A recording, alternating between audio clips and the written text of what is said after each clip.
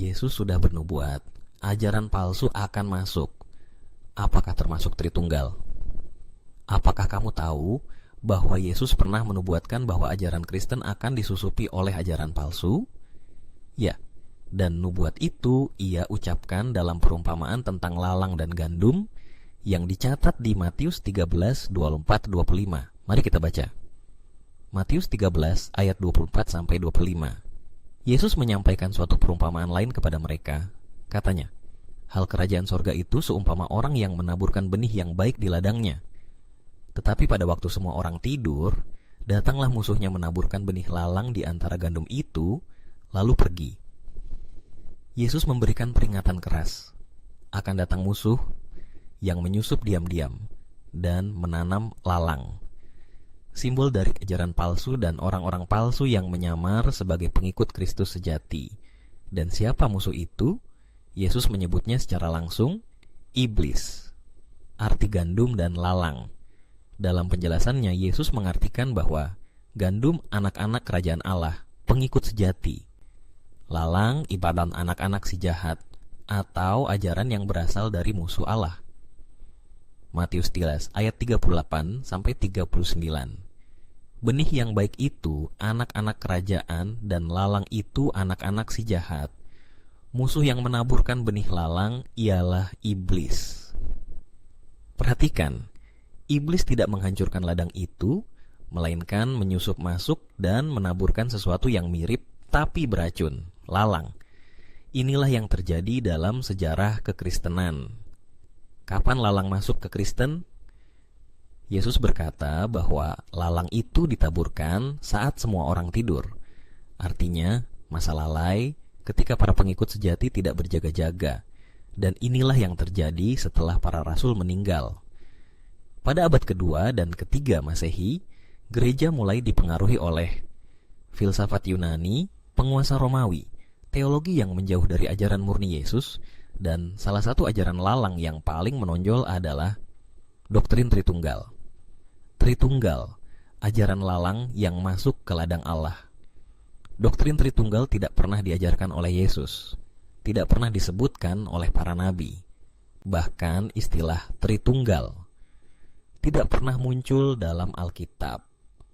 Lalu siapa yang menciptakannya? Doktrin ini mulai muncul pada abad ketiga dan ke-4 ketika pemimpin-pemimpin gereja mulai bersatu dengan kekuasaan politik Romawi. Tahun 385 Konsili Nicea mengesahkan doktrin bahwa Yesus adalah Allah sejati dari Allah sejati. Ini bukan dari Alkitab, tapi dari filsafat manusia. Kolose 1 ayat 15 dengan jelas menyebut Yesus sebagai gambar Allah yang tidak kelihatan, yang sulung, lebih dahulu dari segala ciptaan. Artinya Yesus adalah Putra Allah, makhluk roh pertama yang diciptakan oleh Allah. Tapi doktrin Tritunggal mengatakan Yesus itu Allah sendiri, bukan ciptaan. Ini bertentangan langsung dengan pernyataan Paulus dalam Kolose. Dan inilah lalang yang menyusup, terlihat religius, tampak mirip gandum, tapi berasal dari musuh Allah. Apa dampak ajaran lalang ini? Doktrin Tritunggal menyebabkan kebingungan besar. Yesus berdoa kepada siapa? Doa jadi tidak jelas. Apakah kita berdoa kepada Bapa, Anak, Roh? Menyembunyikan identitas sejati Allah, Yehuwa. Yesus sendiri selalu menunjuk pada Bapa sebagai satu-satunya Allah yang benar. Yohanes 17 ayat 3. Inilah hidup yang kekal itu, bahwa mereka mengenal Engkau, satu-satunya Allah yang benar, dan mengenal Yesus Kristus yang Engkau utus. Yesus tidak pernah menyamakan dirinya dengan Allah Bapa. Ia adalah Putra, utusan, hamba, dan ciptaan Allah. Tapi Tritunggal memaksa umat Kristen untuk menyamakan keduanya. Dan inilah bentuk lalang modern dalam ladang kekristenan. Akan ada pemisahan. Yesus berkata bahwa pada akhir zaman akan ada pemisahan besar-besaran. Matius 13:30. Biarkan keduanya tumbuh bersama sampai waktu menuai. Pada waktu itu, aku akan berkata kepada para penuai, Kumpulkanlah dahulu lalang itu dan ikatlah berberkas-berkas untuk dibakar. Kemudian kumpulkanlah gandum ke dalam lumbungku.